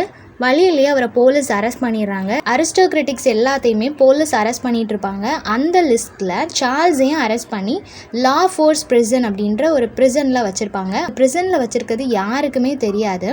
இப்போ இவர் அரெஸ்ட் பண்ணிட்டாங்க. அந்த விஷயம் யாருக்கும் தெரியாமல் இருக்கிறதுனால டிஃபார்ஜ் கிட்ட அவர் ஹெல்ப் கேட்பார். நீங்கள் எப்படியாவது இந்த விஷயத்த லாரி கிட்ட சொல்லிடுங்க, அவர் வந்து அதை பார்த்துக்குவார், எங்கள் ஃபேமிலிக்கு இன்ஃபார்ம் பண்ணிடுவார் அப்படின்னு சொல்லுவாங்க. ஆனால் டிஃபார்ஜ் வந்து சொல்ல மாட்டேன்னு சொல்லிடுவாங்க. ஸோ ரொம்ப அப்செட்டாக இருப்பார். அந்த ஜெயிலில் வந்து இவரை ரொம்ப இல்ட்ரீட் பண்ணுவாங்க. இவரால் அங்கே இருக்கவே முடியாது. ரொம்ப அப்செட்டாக இருப்பார். ஒரு ஸ்மால் டார்க் ரூமில் தான் இவரை செப்பரேட்டாக வச்சுருப்பாங்க. நெக்ஸ்ட் இப்போ லாரி வந்து ரொம்ப ஃபீல் பண்ணிகிட்டு இருப்பார். இந்த டவுனோட கண்டிஷன் வந்து இவ்வளோ மோசமாயிடுச்சு அப்படின்னு சொல்லி ஃபீல் பண்ணிகிட்டு இருப்பார். அந்த டைமில் தான் லூசி அண்ட் மேனட் வந்து அவரை தேடி வருவாங்க. அப்படி லூசியும் மேனட்டும் லாரி கிட்ட பேசிகிட்டு இருக்கும்போது நிறைய ரெவல்யூஷனரிஸ் வந்து அவங்க இருக்கிற அந்த பில்டிங்கை சுற்றி ஆக்கியபை பண்ணிப்பாங்க. நிறைய ஸ்டோன்ஸ் எல்லாம் தூக்கி வீசுவாங்க. நிறைய வெப்பன்ஸ்லாம் வச்சு வெயிட் பண்ணிட்டு இருப்பாங்க. இப்போ இந்த பேங்க்குக்கு உள்ளே இருக்கிறவங்க எல்லாரும் சேர்ந்து அந்த டோரெல்லாம் லாக் பண்ணிவிட்டு இவங்களை எப்படியாவது சேஃப்டியாக வச்சுக்கணும் அப்படின்னு சொல்லி பார்ப்பாங்க. லாரி வந்து இன்ஃபார்ம் பண்ணுறாரு டாக்டர் மேனட் கிட்ட, லா ஃபோர்ஸ் பிரிசனில் தான் சார்ல்ஸை வச்சுருக்காங்க அப்படின்னு சொன்னதும் இந்த ரெவல்யூஷனரிஸ்லேயுமே சில பேருக்கு டாக்டர் மேனட் மேலே ஒரு சாஃப்ட் கார்னர் இருக்கும். ஸோ அவங்க ஹெல்ப் பண்ணி சார்ல்ஸை எப்படியோ வெளியே எடுத்துருவாங்க. அவர் பிரிசன்லேருந்து எஸ்கேப் ஆயிடுவார். இப்போ மேனட் அண்ட் லூசி அப்பா பொண்ணு 2 பேருமே அவங்களோட சேஃப்டிக்காக அந்த பேங்க்கில் தான் ஸ்டே பண்ணியிருப்பாங்க. லாரி தான் அவங்களுக்கு ஹெல்ப் பண்ணிட்டு இருப்பார். ஆனால் அவருக்குள்ள ஒரு பயம் இருக்கும். இப்போ இவங்களை பார்த்துக்கணும் அப்படின்னா அவருக்கு இதனால் கெட்ட பேர் வரும். ஏன்னா சார்ல்ஸ் வந்து ஒரு அரிஸ்டோக்ராட்டிக், அவரோட ஃபேமிலியை இவர் பார்த்துக்கிட்டாருன்னா இவருக்கு கெட்ட பேர் வரும்ன்றது அவருக்கு தெரியும். இருந்தாலுமே இவங்க மேலே இவருக்கு ஒரு லவ் அண்ட் கேர் உண்டு. அதனால சரி ஓகே நம்ம அவங்கள பார்த்துக்கணும், என்ன கெட்ட பேர் வந்தாலும் பரவாயில்ல அப்படின்னு சொல்லி அவங்க கூட நிற்பார். இப்போ அது வந்து ரொம்ப கிரிட்டிக்கலான கண்டிஷன், எப்போவுமே சுற்றி ஆட்கள் இருந்துகிட்டே இருக்கிறதுனால வேறு வழியே இல்லாமல் லாரி என்ன பண்ணுவாருன்னா, அவர் கூட வேலை பார்த்தார் இல்லையா ஜெரின்னு ஒரு பர்சன், அவரோட அப்பார்ட்மெண்ட்டுக்கு இவங்களை அனுப்பி வைப்பாங்க. இப்போது டார்னி அதாவது சார்ல்ஸ் இருக்கார் இல்லையா, சார்ல்ஸ் வந்து லூசிக்கு ஒரு லெட்டர் எழுதுவார். அந்த லெட்டரில் என்ன இருக்கும் அப்படின்னா 2 மெசேஜ் இருக்கும். ஒன்று என்னென்னா, மேடம் டிஃபார்ஜ் இருக்காங்க இல்லையா, அவங்களுக்கு யாரோ ஒருத்தங்க மேலே ஏதோ ஒரு வெஞ்சன்ஸ் இருக்குது, அதை அவங்க எப்படியாவது ரிவெஞ்ச் எடுக்கணும்னு சொல்லி ஒரு மோட்டிவோடு இருக்கிறாங்க அப்படின்னு சொல்லி எழுதியிருப்பார். செகண்ட் என்ன எழுதியிருப்பாருன்னா, டிஃபார்ஜ் வந்து உன்கிட்ட அதாவது லூசி கிட்ட பேசணும்னு நினைக்கிறாரு, ஸோ நீ அவங்கள மீட் பண்ணி பேசு அப்படின்ற மாதிரியும் எழுதியிருப்பார். நெக்ஸ்ட் என்ன நடக்கும் அப்படின்னா, இப்போ ரெவல்யூஷனரிஸ் எல்லாருமே சார்ல்ஸ் மேலேயும் அவங்களோட ஃபேமிலி மேலேயும் அவங்கள மாதிரி இருக்கிற எல்லா ஹை கிளாஸ் பீப்புள் மேலேயும் ஒரு கோவத்தோடையே இருப்பாங்க. இப்படி போயிட்டுருக்கிற சமயத்தில் சார்ல்ஸ் மறுபடியும் இப்போ ப்ரிசனில் தான் இருக்கிறான். ஆல்மோஸ்ட் 1 year 3 months அவன் ப்ரிசனில் இருக்கிறான். அவன் அந்த ப்ரிசனில் இருக்கிற டைமில் டாக்டர் மேனட் வந்து நிறைய ஏர்ன் பண்ணுறாரு. அவர் ஒரு நல்ல பிஸ்னஸ் மேன் ஆயிடுறாரு. அவ்வளோ ஏர்னிங்ஸ் அவர்கிட்ட இருந்தாலும் அவரோட மருமகன் அவரால் ப்ரிசன்லேருந்து வெளியே கொண்டு வரவே முடியல. டெய்லியும் லூசி போய் அவரை மீட் பண்ணுறா. வந்து ரொம்ப டிஸ்டன்ஸில் தான் அவங்க 2 பேரையும் மீட் பண்ண வைக்கிறாங்க. லூசி அங்கே போனாலே அங்கே இருக்கிற மேன் எல்லாருமே அவளை த்ரெட்டன் பண்ணுறது, ரொம்ப அவளை இல்ட்ரீட் பண்ணுறது, இந்த மாதிரிலாம் பண்ணுறாங்க. இது எல்லாத்தையும் தாண்டி டெய்லி அவள் போய் அவனை பார்த்துட்டு வரான். அவளுக்கு ரொம்ப கஷ்டமாக இருக்குது, அவனை ஜெயிலேருந்து வெளியே எடுக்க முடியலேன்னு சொல்லி. ஒரு வழியாக 1 yearக்கு அப்புறமா சார்ல்ஸோட கேஸ் வந்து கோர்ட்டுக்கு வருது. சார்ல்ஸுக்கு சாதகமாக தீர்ப்பு வந்துட்டதுனால சார்ல்ஸை வந்து ரிலீஸ் பண்ணிடுறாங்க. எல்லாரும் ரொம்ப மாதத்துக்கு அப்புறமா சந்தோஷமாக இருக்கும்போது மேடம் டிஃபார்ஜ் இருக்காங்க இல்லையா, அவங்க இந்த ஃபேமிலியோட ஹாப்பினஸ்ஸை ஸ்பாயில் பண்ணணும் அப்படின்னு அவங்களோட தாட்ஸ் இருக்கும். ஸோ அவங்க கரெக்டாக லூசியோட வீட்டுக்கு வராங்க. 4 மென்னோட வராங்க. இல்லை போலீஸும் இருக்கிறாங்க. எல்லாரும் சேர்ந்து இப்போ லூசியோட வீட்டுக்கு வந்து மறுபடியும் சார்ல்ஸை அரெஸ்ட் பண்ணுறாங்க. எதுக்காக அப்படின்னு சொல்லி கேட்கும்போது 3 பேர் இவர் மேலே கம்ப்ளைண்ட் கொடுத்துருக்காங்க, அதனால தான் அரெஸ்ட் பண்ணுறோம் அப்படின்னு சொல்லி போலீஸ் இன்ஃபார்ம் பண்ணிவிட்டு இவரை அரெஸ்ட் பண்ணி கூட்டிகிட்டு போகிறாங்க. ஜெரி அப்புறம் லூசியோட சர்வெண்ட் ஒருத்தங்க இருந்தாங்க இல்லையா, அவங்க 2 பேரும் ஒயின் ஷாப்புக்கு போகிறாங்க. அங்கே போய் சிட்னி கார்ட்டனை மீட் பண்ணி இந்த மாதிரி சார்ல்ஸ் அரெஸ்ட் ஆன விஷயத்தை பற்றியெல்லாம் சொல்லி, ஏன்னா அவர் ஒரு லாயர் இல்லையா, ஸோ சிட்னி கார்ட்டன் கிட்ட ஹெல்ப் கேட்குறாங்க. அந்த இடத்துல தான் அவங்க ஜான் பர்ஸ்னு ஒருத்தரை மீட் பண்ணுறாரு. அவர் இப்போது ஒரு இங்கிலீஷ் ஸ்பையாக இருக்கிறாரு. ஆக்சுவலாக அவர் யாருன்னா ரோஜர் கிளே. ஃபர்ஸ்ட் புக்கில் ஜெரி அவரோட பையன் கூட பேங்க்கு போகும்போது ரோஜர் கிளேன்னு ஒருத்தர் வந்து இறந்து போயிட்டு தான் அவரை அடக்கம் பண்ண போகிற மாதிரி ஒரு சீன் வரும் இல்லையா, அந்த ரோஜர் கிளே தான் இப்போ ஜான் அப்படின்னு சொல்லி கெட்டப் போட்டு இங்கே சுற்றிட்டு இருப்பார். இதை இவங்க கண்டுபிடிச்சிருவாங்க. நீ ரோஜர் கிளே தானே, நீ ஏன் ஜான்னு சொல்கிற அப்படின்னோடனே இவங்க எல்லாருக்கும் கன்ஃபியூஷனாக இருக்கும். அவங்க தான் இறந்து போயிட்டாங்களே அப்படின்னு சொல்லும்போது, இந்த ஜெரி வந்து ஃபர்ஸ்ட் புக்கில் ஒரு ஒர்க் பண்ணுவார் இல்லையா, நைட்டு போயிட்டு இந்த கிரேவ் யார்டில் போய் இறந்த டெட் பாடிஸ் எல்லாம் தோண்டி எடுப்பார். அந்த மாதிரி ரோஜர் கிளே இறந்த அன்னைக்கும் இவர் போய் தோண்டி பார்க்கும்போது அங்கே அவரோட டெட் பாடி இருந்திருக்காது. ஸோ இது எல்லாமே ஒரு ஆக்டிங், ரோஜர் கிளே இறந்து போகல அப்படின்னு சொல்லி அவர் டிக்ளேர் பண்ணுவார். இந்த உண்மை எல்லாமே உங்களுக்கு தெரிஞ்சதுக்கப்புறமா அந்த ஜான், அதாவது ரோஜர் கிளே இருக்கார் இல்லையா, அவரை இவங்க த்ரெட்டன் பண்ணுவாங்க. நீ மட்டும் எங்களுக்கு ஹெல்ப் பண்ணல அப்படின்னா உன்னோட ஐடென்டிட்டியை நாங்கள் ரிவீல் பண்ணிடுவோம், அப்புறம் போலீஸ் ஒன்று அரெஸ்ட் பண்ணிடுவாங்க அப்படின்னு சொல்லுவாங்க. ஏன்னா இப்போ அவர் ஒரு ஸ்பையாக இருக்கார். 2 சிட்டிஸ்க்கும் பிரச்சனை போயிட்டுருக்கிற நேரத்தில் அந்த பிரச்சனைக்கு கண்டிப்பாக இவங்க தான் காரணமாக இருப்பாங்க இல்லையா, ஸோ கண்டிப்பாக உயிரோட விட மாட்டாங்க. அதனால நாங்கள் சொல்லி கொடுக்கக்கூடாதுன்னா நீ எங்களுக்கு ஹெல்ப் பண்ணு அப்படின்னு சொல்லியிருப்பாங்க. அவரும் சரி ஓகேன்னு அக்செப்ட் பண்ணியிருப்பாரு. இப்போ சிட்னி கார்ட்டன் வந்து இந்த ஃபேமிலிக்கு ஹெல்ப் பண்ணலாம் அப்படின்னு சொல்லி முடிவு பண்ணுவார். ஆல்ரெடி அவருக்கு வந்து லூசியை பிடிக்கும், அப்புறம் லூசியோட பொண்ணை ரொம்ப பிடிக்கும். இப்போ உங்கள் ஃபேமிலியே நல்லா இருக்கணும் அப்படின்னு சொல்லி இவர் நினைப்பார். இவருக்குள்ளே நிறைய லாங்கிங்னஸ் இருக்கும், நிறைய ஃபெயிலியர்ஸ் எல்லாமே இருந்தாலுமே இந்த ஃபேமிலி நல்லா இருக்கணும் அப்படின்னு நினைக்கிற ஒரு உண்மையான சோல். ஸோ அவர் என்ன பண்ணுவாருன்னா, இவங்களுக்கு ஹெல்ப் பண்ணுறதுக்கு என்ன பண்ணலாம் அப்படின்னு சொல்லி யோசிச்சுட்டே இருப்பார். நெக்ஸ்ட் டே கோர்ட்டுக்கு அந்த கேஸ் வரும்போது அங்கே எல்லாருமே ஷாக் ஆகிற மாதிரி ஒரு விஷயம் நடக்கும். என்னென்னா, 3 பேர் கேஸ் கொடுத்தாங்கன்னு சொன்னாங்க இல்லையா, அதில் ஒன்று வந்து மிஸ்டர் டிஃபார்ஜ், இன்னொன்று மேடம் டிஃபார்ஜ், இன்னொன்று யாருன்னா டாக்டர் மேனட் அப்படின்னு சொல்லுவாங்க. டாக்டர் மேனட் எழுந்து ஆச்சரியத்தோடு அவர் சொல்கிறாரு, நான் இந்த மாதிரி கேஸ் கொடுக்கவே இல்லை அப்படின்னு சொல்லி சொல்கிறாரு. ஆனால் அவர் கைப்பட எழுதின ஒரு லெட்டரை வந்து அவங்க எவிடன்ஸாக வச்சுருக்குறாங்க. இந்த லெட்டர் எப்போ கிடச்சிருக்குன்னா, இந்த ஃபைட் எல்லாம் போயிட்டுருக்கும்போது, இந்த ரெவல்யூஷனரிஸ் வந்து ஃபைட் பண்ணிகிட்டு இருந்தாங்க இல்லையா, அந்த டைமில் மேடம் டிஃபார்ஜ் வந்து 18 வருஷமாக டாக்டர் மேனட் இருந்த ஜெயிலில் போய் தேடி பார்த்துருப்பாங்க. அப்போது இந்த லெட்டர் அவங்களுக்கு கிடச்சிருக்கும். அந்த லெட்டரில் என்ன இருக்கும் அப்படின்னா, அது அவர் ரொம்ப வருஷத்துக்கு முன்னாடி எழுதினது, ஓகேவா. அந்த லெட்டரில் என்ன இருக்குன்னா, டிசம்பர் 1757 அப்போது 2 நோபல் மென் அப்படின்னு சொல்லப்படுற நோபலாக இல்லாத 2 மென் வந்து இந்த டாக்டர் மேனட்டை கூட்டிகிட்டு போவாங்க. ஒரு ஹெல்ப்புக்காக கூப்பிடுவாங்க ஒரு நைட் டைமில். அவர் அப்போ டாக்டர்ன்றதுனால அந்த காலத்துலலாம் டாக்டர்ஸ் வீட்டுக்கு போய் ஹெல்ப் பண்ணுவாங்க இல்லையா, அந்த மாதிரி கூட்டிகிட்டு போகிறாங்க. அவர் அந்த வீட்டுக்கு வந்து பார்க்கும்போது ஒரு பொண்ணு பயங்கரமாக காயத்தோடு கிடக்கிறா, இன்னொரு பக்கம் ஒரு யங் மேனும் இருக்கிறாரு.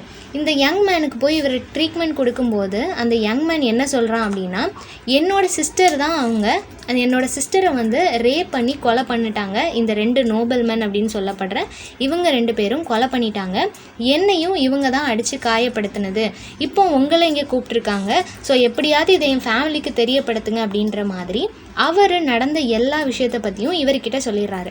இதை கேட்ட உடனே இவருக்கு ரொம்பவே ஷாக் ஆயிடுது. எவ்வளோ ட்ரீட்மெண்ட் பண்ணாலும் அதுக்கு பலன் இல்லாமல் 2 பேருமே இறந்து போயிடுறாங்க. இந்த 2 நோபல் மென் யார் அப்படின்னா, ஒன்று சார்ல்ஸ் டார்னியோட அப்பா, இன்னொன்று அவரோட அங்கிள் வந்து இறந்து போயிட்டார் இல்லையா ஆல்ரெடி.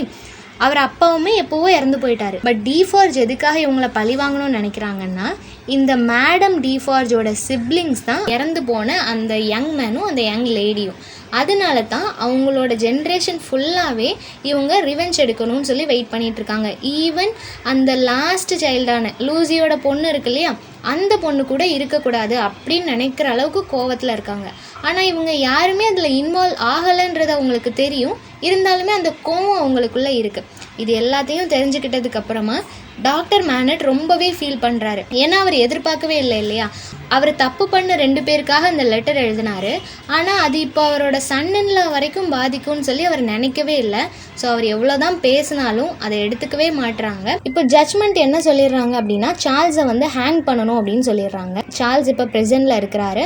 லூசி வந்து டோட்டலாக அப்படியே ப்ரோக் ஆகி போய் இருக்கிறா. அவளுக்கு என்ன செய்யனே தெரியல. சார்ல்ஸும் அழுதுகிட்டே இருக்கிறாரு. டாக்டர் மேனட் வந்து லூசியை கன்சோல் பண்ணுறாரு. அவரால் இப்போ அது மட்டும்தான் பண்ண முடியும். அவருக்கே தெரியாமல் அவரோட பொண்ணோட லைஃபுக்கு அவர் இவ்வளோ பெரிய மிஸ்டேக் பண்ணிட்டாரு. இப்போ 2 பேருமே அழுகுறாங்க. யாருக்குமே என்ன பண்ணன்னு தெரியல. இந்த நேரத்தில் தான் சிட்னி கார்டன் வந்து இவங்களுக்கு ஹெல்ப் பண்ணணும்னு சொல்லி நினைக்கிறாரு. ஸோ இவர் இப்போ லாரியை மீட் பண்ணுறாரு. மீட் பண்ணி நிறைய டிஸ்கஸ் பண்ணுறாரு. அந்த டிஸ்கஷனில் என்ன சொல்கிறாரு அப்படின்னா, நானும் சார்ல்ஸும் ஒரே மாதிரி தான் இருக்கோம் இல்லையா, அதனால் சார்ல்ஸுக்கு பதிலாக நான் அந்த பனிஷ்மெண்ட்டை ஏற்றுக்கிறேன், சார்ல்ஸ் சந்தோஷமாக இருக்கணும் அப்படின்னு சொல்லிடுறாரு. இப்படி இவங்க டிஸ்கஸ் பண்ணிகிட்டு இருக்கும்போது ஒயின் ஷாப்பில் இருந்து தான் பேசுகிறாங்க. அந்த ஒயின் ஷாப் யாரோடது? மேடம் டிஃபார்ஜோடது. அப்போது மேடம் டிஃபார்ஜ் வந்து சிட்னி கார்ட்டனை பார்த்ததும் ஷாக் ஆகிடுறாங்க. ஏன்னா அவங்க அப்படியே சார்ல்ஸ் மாதிரியே இருக்காங்க இல்லையா, அதனால் அவங்க அப்படியே ஷாக் ஆகிட்டு, இருந்தாலும் அது ஓகே, அவங்க வந்து ஒரே மாதிரி இருப்பாங்க போலன்னு சொல்லிட்டு அதை பெருசாக எடுத்துக்கல. இவங்க 2 பேரும் பேசி முடித்ததுக்கப்புறமா லாரி இவங்க எல்லாத்தையும் வெளியே கூட்டிகிட்டு போகிறதுக்காக ஹார்ஸ் வெஹிக்கிள் ஒன்று அரேஞ்ச் பண்ணுறாரு.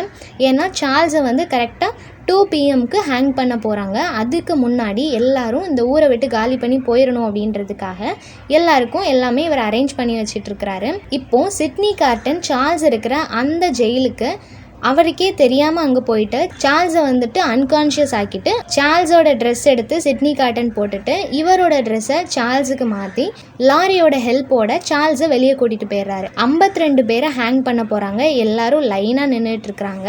அப்போது சிட்னி கார்ட்டனும் அந்த லைனில் நிற்கிறாரு. ரொம்பவே சந்தோஷமாக நிற்கிறாரு. ஏன்னா இதுக்கப்புறம் லூசி சந்தோஷமாக வாழ போகிறா அப்படின்றத நினச்சி அவர் ரொம்பவே ஹாப்பியாக இருக்கிறாரு. இப்போது மேடம் டிஃபார்ஜ் வந்து என்ன தான் இவருக்கு தண்டனை வாங்கி கொடுத்தாலும் அவங்களோட ஃபேமிலியில் இருக்கிற எல்லாருமே சாகணுன்றது தான் இவங்களோட ஆசையாக இருக்கிறதுனால மறுபடியும் அவங்களோட வீட்டை தேடி வராங்க. அவங்க வீட்டில் போய் பார்த்தா யாருமே இல்லை. ஏன்னா எல்லாரும் அந்த கோச்சில் ஏறி வெளியே போகிறதுக்காக கிளம்பியாச்சு. சார்ல்ஸையும் அவங்க கூட தான் வச்சுருக்குறாங்க. ஆனால் வழியில் அவங்க செக் பண்ணும்போது அது சார்ல்ஸ் கிடையாது, சிட்னி கார்டன் எங்கள் கூட வராரு அப்படின்னு சொல்லி எல்லாரையும் ஏமாற்றி அந்த கோச்சில் எல்லோரும் கிளம்பி போகிறாங்க. இப்போது மிஸ்ஸஸ் டிஃபார்ஜ் அவங்க வீட்டுக்கு வரும்போது வீட்டில் யாருமே இல்லை. ஆனால் அந்த சர்வெண்ட் அங்கே இருக்கிறாங்க. இவங்க கோவத்தில் கன் ஷாட் பண்ணும்போது அது அப்படியே டேர்ன் ஆகி மிஸ்ஸஸ் டிஃபார்ஜ் மேலே பட்டு அவங்க இறந்து போயிடுறாங்க. அந்த கன்னோட சவுண்டு கேட்ட உடனே அந்த சர்வெண்ட் இருக்காங்க இல்லையா, மிஸ் ப்ராஸ், அவங்களுக்கு வந்து காது கேட்காம போயிடுது. இப்போ இந்த 52 பிரிசனர்ஸ் எல்லாரும் லைனில் நிற்கும்போது அதில் சிட்னி கார்ட்டனும் நிற்கிறாரு. நிறைய விஷயங்கள் யோசிச்சுட்டே அவர் அங்கே நடந்து போகிறாரு. நிறைய பேர் சுற்றி இருந்து அவர் மேலே கல்லெறிகிறாங்க, எல்லாரும் அவரை திட்டுறாங்க. இருந்தாலும் அது எதுவுமே அவர் காதில் விழவே இல்லை. அவரை தலையை வெட்ட போகிற அந்த நிமிஷம் கூட லூசி சந்தோஷமாக இருக்க போகிறா, குட்டி லூசி, அதாவது அந்த சின்ன பொண்ணு இருக்கா இல்லையா, அவளும் சந்தோஷமாக இருக்க போகிறா அப்படின்னு நினச்சி இவர் ரொம்ப சந்தோஷத்தோட ஒவ்வொரு ஸ்டெப்பாக கடந்து போகிறாரு. அங்கே இருக்கிறவங்க எல்லாருமே மேடம் டிஃபார்ஜ் எங்கே போனாங்க அப்படின்னு சொல்லி தேடுறாங்க. ஆனால் யாருக்குமே அவள் அங்கே இறந்து போனது தெரியவே இல்லை. இப்போ சிட்னி கார்டன் வந்து ஒரு விஷன் யோசித்து பார்க்குறாரு. ஒரு நாள் இந்த ரெவல்யூஷனரிஸ் எல்லாருமே பனிஷ் பண்ணப்படுவாங்க. அவங்க பண்ணுறது தப்புன்றது அவங்களுக்கு தெரியும். அவங்க எல்லாருமே நல்ல ஒரு விதத்தில் மாறுவாங்க அப்படின்றத யோசித்து பார்க்குறாங்க. நெக்ஸ்ட்டு சார்ல்ஸாக இருக்கட்டும், அவரோட ஒய்ஃபான லூசி, அவரோட பொண்ணு லூசி, லாரி, டாக்டர் மேனட், இவங்க எல்லாரும் ஒரு ஃபேமிலியாக இருக்கிற மாதிரி நினச்சி பார்க்குறாரு. அந்த ஃபேமிலியில் இவரும் இருக்கணும்னு ஆசைப்படுறாரு.